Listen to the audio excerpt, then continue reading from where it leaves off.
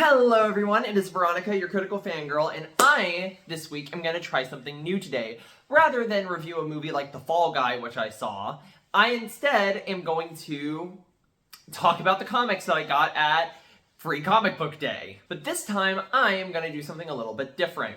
Because the comics that they give away for Free Comic Book Day are Volume Zeros or Volume 1s for new upcoming series, I'm going to read each comic and basically give my first impressions based on these first volumes, and basically determine, based on these first volumes, if I'm going to continue reading the rest of the series or not. So with that said, let's start off with our very first comic.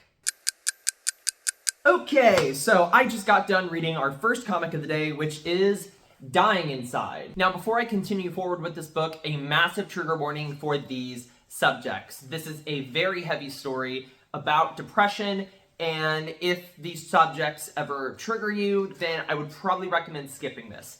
Me personally, though, I am actually quite intrigued by this. Essentially, we follow our main character, Ash, who is a depressed teenager who is wanting to end herself, and she decides to do it on the same day and with the same method as her favorite singer, who had died about a year ago, I think. But after she seems to have made a successful attempt at her Minecraft endgame, she all of a sudden finds out that she's still alive. So I'm personally guessing that this is basically going to be a mystery of why it didn't work, why her attempt didn't work, and if she's possibly like immortal or something.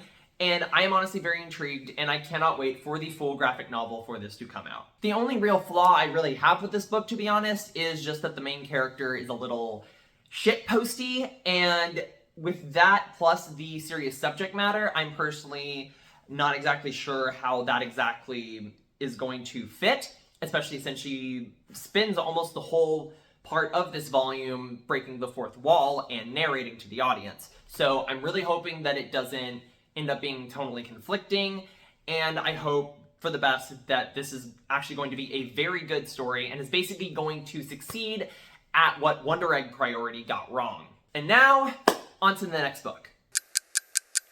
And I just got done reading the first chapter of the manga Cannibal by Masaaki Ninomiya. Essentially, the story follows a cop who is new to a small Japanese village, and him and his wife and child are there. And then he has a strange run-in with a case that he is called in to do. And then during this call, the men that he's working with suddenly start acting strange. And, I mean, judging from the title and how little this story tries to hide what's going on, turns out it's a village full of cannibals. Now, what I like about this book is that it manages to make a fine balance of establishing tension without dragging on too much. It cuts straight to the point very quickly, but it never feels rushed. Now, granted, this comic only has the first chapter of the manga, so it's not like it's a lot, but it does give me a good enough sample for me to be excited to read the first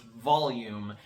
And yeah, I'm actually really intrigued by this, and it looks creepy. I'm hoping to read a lot more horror manga and horror comics, so I'm really glad I picked this up. I will definitely be reading the first issue, or the first, I guess, volume of Masaaki Ninomiya's Cannibal once it releases. Okay, I just got finished with issue 0 of apparently a new Gatchaman comic. And I gotta be honest, I can't believe I'm saying this because I never like doing this. I had to skim through this one. I don't get why, I love stuff like the Power Rangers and, like all that kind of stuff. It's just, this was so cheesy, so corny, so dumb, I guess, that it got boring to read, to be honest. I was actually dozing off while trying to read this.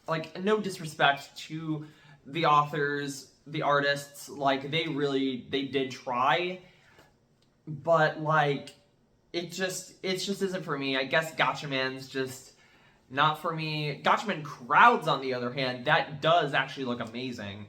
But as for Gatchaman itself, personally not for me, but I'm sure there are a ton of people who would really like to get into this. Alright, time to get into a book that I'm actually excited for.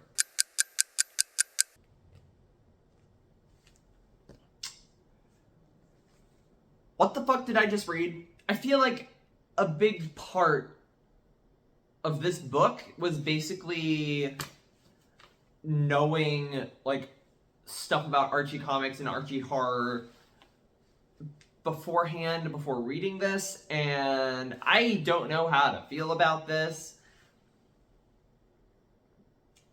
I don't know. I'm probably gonna need to get back to you on this, to actually, like, get some better answers about this book and, like, who the characters are, what's going on. But, yeah, Cursed Library. I might read more, but I'm probably gonna do a bit more research on Archie comics to understand what the hell was even going on in this book. I just realized before this take that I just bought, like 12 comics. And I just read 4 of them. I'm probably gonna have to make this a multi-parter. But, yeah, thank you guys so much for watching the unintentional part 1 to my unintentional trilogy for comics that I got during Free Comic Book Day. Leave a comment down below if any of you have read these comics, like, share, subscribe, and with that, yeah, and I honestly got nothing right now just because that last comic kind of broke my brain a bit.